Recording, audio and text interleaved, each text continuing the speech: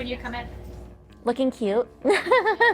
Talking to people. I mean, you're like getting them their outfit that they're gonna wear to like a wedding or their favorite concert or their first day of school or something. It's really cool to be a part of that. We're very big parts of people's lives, which is crazy. These kids that may have anxiety about something, when they come in here, you just see them melt and they're just like, they know they belong. That's the gem of this store. You know, we never take that for granted. You know, you get a, you know, we say this before, but we always took pride in selling someone their first pair of Docs. I love that. You know, it's such a, you know, it's a part of their life. You know, that's their part of their battle uniform. How many concerts that kid go to in those shoes, or, you know, how many first dates, whatever it is. You know, we get to be a little part of that, but it's a special part of that. In 1987, my wife and I, we thought it might be kind of fun to open a store. And she was designing clothes for different stores around town. We opened with 40 pieces of clothing and $1,000. Yeah, we started down by Wax Trax, the good old days on 13th. We had just this one little storefront. And as we evolved, we added a shoe store, and then years later we added the Babysitter's Nightmare, the kids store. And then we got kicked out. After 13th, we moved to Iowa and Broadway. We hitched our wagon to the Freemasons. It was their building. That chapter went out of business and they had to sell the building. And so instead of going through all of that again, we decided to buy our own building this time. It's been a really fun nightmare. The building's really cool, but it needed a lot of work. You know, Pam had this vision of how she wanted everything to look, and we held tight to it, and it came out rad. When we were on 13th Avenue, the alley that we were connected to had a folklore about it, and it was called Anarchy Alley. It had cool murals and weird stuff. And so in the store now, we have this little hallway that we're going to kind of pay homage to, and we are calling it Anarchy Alley.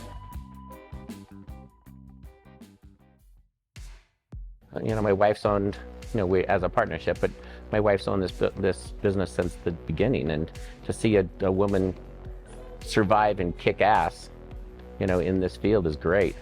You know, now we have, you know, 2 strong daughters coming up, but they're learning everything about the business. From day one, when they were born, they played in the back room at the store. You know, they know everything there is to know about this, and the business is going to be in good hands when we retire. Growing up here, we just like spent a lot of time hanging out on the weekends. Whenever we weren't at school, we would come down and hang out with rock stars. We wore cute clothes. Yeah, it really just felt like normal childhood because I didn't know that everyone wasn't hugging Al Jorgensen. You know, like that is just normal. So most of the teachers thought our parents were a little weird, and then they got to know them, and then they were like, oh, you're just the coolest family ever. I think our mom is the smartest, most capable person alive. There's nothing that she physically can't do. And our dad taught us all of our social skills. We can talk to anybody, anytime, carry a conversation with, you know, anyone. But we've learned a lot from them. We still, as adults, spend 24/7 with them. We are never apart. We bought a house in their neighborhood so we could stay together all the time. So we love each other. It's not fake. Yeah, it's very interesting because you tell people that you're like in your 20s and you spend 24/7 with your parents and they just don't get it. But it works so well for us. It works for us. When we moved over to Iowa after COVID, my daughters, Sid and Mia, put us up on TikTok.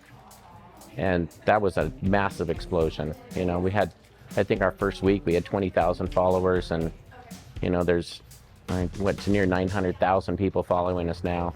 No one was expecting it or ready for it or knew how to act with it, but we just kept going, you know? Yeah, and it's not like we like came up with some crazy idea. We just shared our lives. Yeah. And people wanted to see it because we have like a very unique thing happening here. You know, that mom in the old days that, you know, didn't want their kid to come downtown to get a pair of Docs, that young lady now is coming in with her kid. And they're like, which pair you want? You know? So, and it's fun to see the grandma come back in. You know, I used to come in here, you know, and they tell you, and you know, you love to hear it too. Oh, come visit, yeah. You know, everybody's welcome in here, you know. You know, that's the other thing, the legacy of the store is, you know, there's no outcast down here.